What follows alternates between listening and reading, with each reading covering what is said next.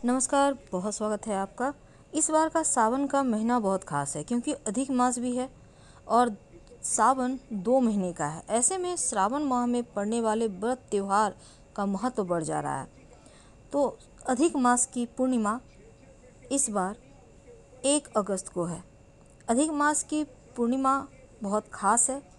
किसी पवित्र नदी सरोवर में इस दिन स्नान करने का महत्व है और श्रावण और अधिक मास का संयोग होने की वजह से ये पूर्णिमा खास हो जाती है। अगर इस दिन कुछ उपाय करते हैं तो जीवन में खुशियाँ आती है, लक्ष्मी प्रसन्न होती हैं।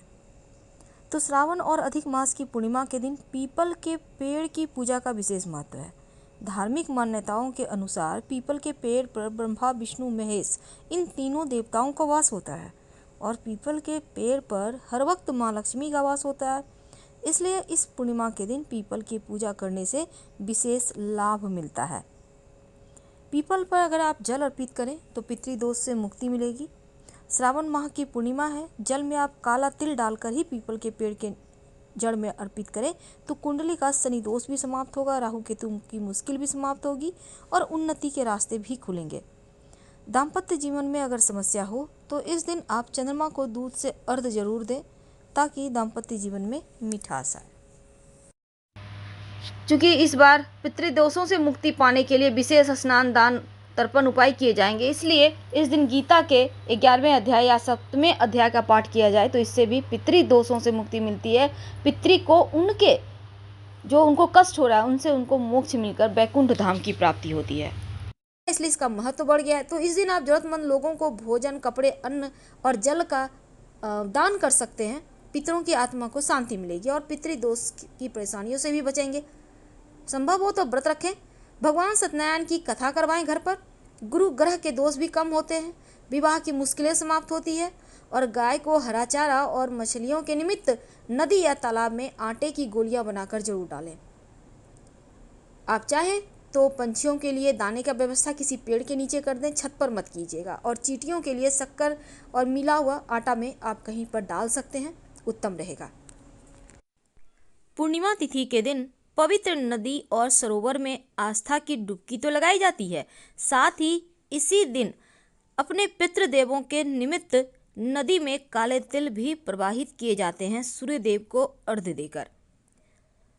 इस दिन सत्यनारायण भगवान की कथा सुनने का विधान है, व्यक्ति के दुखों को समाप्त करता है, घर में सुख समृद्धि बढ़ाता है। इस दिन कुछ खास प्रयोग किए जाते हैं। शास्त्रों में पूर्णिमा तिथि के दिन बहुत सारे प्रयोग करने के विधान है, खासकर तुलसी पूजन का विधान है, क्योंकि भगवान श्री हरि विष्णु और माँ लक्ष्मी के संग तुलसी पूजन भी अवश्य करना चाहिए और शाम के वक्त एक घी का दिया जरूर जलाएं। इस दिन माँ लक्ष्मी को प्रसन्न करने के लिए एक छोटा सा मंत्र जिसका जप जरूर करें रात में सोने के पहले। ओम ह्रीं श्री क्रीं क्लीं श्री लक्ष्मी मम गृहे धनपुरे धनपुरे चिंताए दूरे दूरे स्वाहा। तो ये मंत्र माँ लक्ष्मी को बुलाने का है, हालांकि हम डिस्क्रिप्शन में विस्तार से दे देंगे। आप जरूर इस मंत्र का जप कीजिएगा रात में सोने के पहले कम से कम 5 बार या 13 बार। घर के मुख्य दरवाजे पर उम्मीद है आपने अभी तक स्वस्तिक का चिन्ह जरूर बनाया होगा और आम के पत्तों का तोरण भी लगाया होगा। नहीं लगाया है तो शाम तक जरूर कर लें, क्योंकि घर में सुख, शांति, समृद्धि इसी से बढ़ती है और निगेटिव ऊर्जा दूर रहती है। धनिया, सूखा धनिया, याद रखिए सूखा धनिया और मिश्री या चीनी के दाने का भोग लगाइए। बाद में इसको प्रसाद के रूप में पूरी परिवार के साथ खाइएगा। आप चाहें तो धनिया की पंजीरी बनाकर भी भोग लगा सकते हैं। थोड़ा सा लगाइएगा ताकि प्रसाद में खा के वो खत्म हो जाएगा। अगर बच जाता है तो पौधे में डाल दें, उसका पेड़ उगाएगा, फिर आप पेड़ को मजे से खाइए, कोई दिक्कत नहीं है। धनिया की पत्ती का खाना बनाने में यूज कर सकते हैं। तो आप अगर दीपावली के दिन, चूंकि आपने धनिया बोया होगा और उसका पेड़ भी निकल रहा होगा, क्योंकि हमारे यहाँ तो निकल रहा है तो आपके यहाँ भी निकल रहा होगा, नहीं निकल रहा है तो आज के दिन आपके पास एक मौका है धनिया को फिर से बोने का। तो आप सुबह में ही इसको जल में भिगोकर रख दें, धनिया के बीज को, और मिट्टी को गीला करके रखिएगा अपने गमले में या आंगन में। फिर आप शाम के वक्त या शाम के पहले 3-4 बजे लगभग आप इस धनिया को अपनी क्यारी में बो दीजिए। और बोने के बाद बैठकर मत बोइएगा, खड़े खड़ या थोड़ा झुक कर बोइएगा। मिट्टी को हल्का सा कवर कर दें, नियमित रूप से हल्का हल्का पानी के छींटे डालते रहे, वो पेड़ उगाएगा। तो आप फ्रेश धनिया भी बो सकते हैं, धनिया का बीज भी बो सकते हैं। लेकिन इस दिन धनिया के 3 प्रयोग किए जाते हैं जो जीवन के मुश्किलों से आपको बाहर निकालेगा, जीवन के हर कठिनाइयों से आपकी रक्षा करेगा। पहला प्रयोग तो है कि एक मिट्टी का बर्तन ले लें, उसमें थोड़ा सा धनिया, एक सिक्का रख दें, उसमें थोड़ा पानी डाल दें और इसको रहने दें पूरे पूर्णिमा के दिन रात, यानी पूर्णिमा के अगले दिन। इस धनिया को अपने घर के गमले में बो दें, सिक्के को पास में रख लें, लाल कपड़े में बांध कर संभाल कर, और जो आपने दिया है उसको, दिया को आप कोई भी यूज में कर सकते हैं या संभाल कर रख लें, फिर अगले बार उस दिया को फिर से प्रयोग कर लीजिएगा। दूसरा प्रयोग, जीवन में मुश्किलें बढ़ गई हो, परेशानियां बढ़ गई हो, तो हनुमान जी के मंदिर में जाकर थोड़ा सा धनिया उनको अर्पित कर दें और जो भी आपकी मुश्किल है हनुमान जी से कह दें। आपकी जो भी मुश्किल है, आपको धन चाहिए, नौकरी चाहिए, विवाह होना है, अपना मकान चाहिए, स्वास्थ्य चाहिए, जो भी चाहिए, हनुमान जी के मंदिर में अर्पित करने के बाद धनिया उनसे प्रार्थना करें कि प्रभु हमारे कष्ट दूर करें। कुछ ही दिनों में आपकी परेशानियां समाप्त हो जाएगी। जब आपकी मन्नत पूरी हो जाए, समस्या समाप्त हो जाए, आपने जो मन्नत मांगी थी वो पूरी हो जाए, तब फिर से आप हनुमान जी को जाकर धनिया का भोग लगा दीजिएगा, तो आपकी मन्नत भी उतर जाएगी। वैसे आप धनिया के साथ मिश्री भी डाल सकते हैं, वो और अच्छा होगा। व्यक्ति की ख्वाहिश होती है, हर व्यक्ति की जीवन में सौभाग्य बना रहे, तब नर और नारायण यानी भगवान श्री हरि और माँ लक्ष्मी एक साथ जिसमें तस्वीर में हो, एक ही साथ जिसमें हो। बहुत सारे घरों में क्या होता है, आप भगवान श्री हरि विष्णु की पूजा करते हैं, बृहस्पतिवार की कथा करते हैं, तो माँ लक्ष्मी उसमें नहीं होती। लेकिन आज के दिन आपको दोनों ही जो एक साथ हैं ऐसे ही तस्वीर की पूजा करनी चाहिए। फिर दक्षिणावर्ती शंख की भी इस दिन पूजा करने का विधान है। भगवान को पीले फल, पीले कपड़े, अगर सौभाग्य की प्राप्ति की चाहत है तो, और पीला अनाज अर्पित करें। पीला अनाज में आप गेहूं अर्पित कर सकते हैं और ऐसा करने से सभी चीज़ों का दान कर दीजिएगा। जीवन में सुख, संपत्ति, समृद्धि बढ़ती है।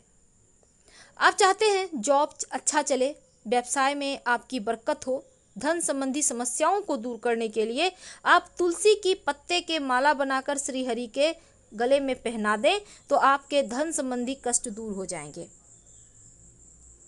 और शंख से ही जल उनको अभिषेक कीजिएगा, जलाभिषेक, ये बहुत ज़रूरी है। अब एक खास प्रयोग, संतान अगर नहीं हो पा रही है, संतान की मन्नत आप चाह रहे हैं आपकी संतान हो जाए, तब भगवान विष्णु के बाल स्वरूप की पूजा करें। आप राम जी के भी बाल स्वरूप की पूजा कर सकते हैं और उनको माखन मिश्री, भगवान श्री कृष्ण की भी पूजा कर सकते हैं और माखन मिश्री का भोग लगाइए। बुद्धिमान निरोगी संतान की प्राप्ति होगी, और अगर संतान है तो वो बुद्धिमान होंगे। प्रसाद के रूप में ग्रहण कीजिए, इससे आपके जीवन में सुख सौभाग्य बढ़ेगा, उन्नति होती है, प्रगति होती है। और अगर आप पति पत्नी एक साथ चंद्रमा को अर्घ्य दें तो उनका आशीर्वाद से, देवगुरु के आशीर्वाद से जीवन भर अटूट रिश्ता बना रहता है। क्योंकि अगर आप धन की मुश्किलों से बचना चाहते हैं, आप चाहते हैं धन आता रहे, तब इस और धनिया का तीसरा और अंतिम प्रयोग, देखिए आपके घर में आप चाहते हैं खूब बरकत हो, माँ लक्ष्मी आपके घर में निवास करे, तो एक बात हमेशा याद रखिए, आप धनिया भले ही मसाले में प्रयोग ना करें, हो सकता है आप पाउडर यूज करते हो या नहीं भी खा सकते हो, लेकिन सूखा धनिया थोड़ा सा अपने घर में, अपने किचन में ज़रूर रखें, किसी डब्बे में स्टोर करके उसको ज़रूर रखिए। कुछ ऐसे मसाले हैं जो अपने घर में आप यूज करें या ना करें पर रखना चाहिए, उसमें एक धनिया भी है। दूसरा, धनिया सुख को बढ़ाता है, सौभाग्य को बढ़ाता है। और एक मिट्टी के बर्तन में थोड़ा सा धनिया, अगर आपने दीपावली में प्रयोग किया है तो फिर उसी में थोड़ा सा धनिया आज के दिन और डाल दीजिए, उसी पात्र में। नहीं किया है तो एक मिट्टी के बर्तन में थोड़ा सा धनिया रखकर अपने घर के पूर्व स्थान पे रख दें। इसको आपको न यूज करना है, न हिलाना डुलाना है, न हटाना है। अब सफाई करने के लिए हटा भी रहे हैं तो कोई दिक्कत नहीं है, फिर से रख दीजिए। ये धनिया जितने दिन पड़ा रहेगा उतने दिन सुकून रहेगा। जो भी आपके घर के खुशियों को नजर लगा रहा होगा वो धनिया इसको भगाएगा, क्योंकि ये माँ लक्ष्मी का सूचक है। दैत्य रूपी परेशानी आपको परेशान नहीं करेगी। पर इस दिन कुछ खास दान किए जाते हैं, जैसे कि वस्त्र का दान, अन्न का दान। अगर चंद्रमा गड़बड़ हो तब आप दूध, चीनी, चावल का दान कर सकते हैं। अगर आपका चंद्रमा गड़बड़ नहीं है तो भूल कर भी दान ना करें। जब आप शिवलिंग की पूजा करेंगे तब शिव जी को आप चावल जरूर अर्पित कीजिएगा। जीवन की समस्त परेशानियां दूर होगी, मुश्किलें समाप्त होगी, मानसिक सुकून बढ़ेगा, सुख सौभाग्य बढ़ेगा। तो शाम के वक्त 5 जगह दीपक जलाने का आज के दिन विधान है। पहला, घर के तुलसी जी के पास, दूसरा घर के मुख्य दरवाजे पर, तीसरा पवित्र नदी सरोवर में, चौथा आपके पूजा जहां आप पास के कोई मंदिर है वहां पर जाकर जलाएं, और अंतिम पीपल के नीचे, क्योंकि माँ लक्ष्मी यहीं रहती है। तो इस दिन जितना ज़्यादा आप तिल और गुड़ का दान करते हैं, या फिर कोई ना मिले लेने के लिए, तो गाय को रोटी पर रख कर तिल गुड़ खिला सकते हैं, या वैसे भी आप खिला सकते हैं। शनि दोषों से मुक्ति मिलती है, राहु केतु शांत हो जाते हैं, और 7.5 ढैया की मुश्किलों से भी बाहर आ जाती हैं, कि आपका सूर्य भी अच्छा हो जाता है, उत्तम फल देने लगता है।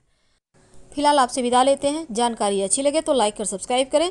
कमेंट में हर हर महादेव जरूर लिखें। धन्यवाद।